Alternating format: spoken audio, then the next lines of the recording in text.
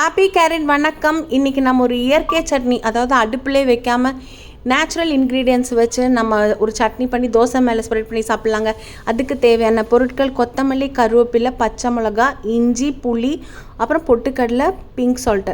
பொட்டுக்கடலை மட்டும் முதல்ல நீங்கள் மிக்சியில் கிரைண்ட் பண்ணிவிட்டு அப்புறமா கொத்தமல்லிலாம் சேருங்க, இல்லைன்னா பொட்டுக்கடலை சரியாக அரைப்படாது. அப்புறமா கொத்தமல்லி, கருவேப்பிலை, இஞ்சி, புளி, உப்பெல்லாம் சேர்த்து தண்ணி விட்டு அரைச்சிங்கன்னா இந்த கன்சிஸ்டன்சியில் இருக்கணும்.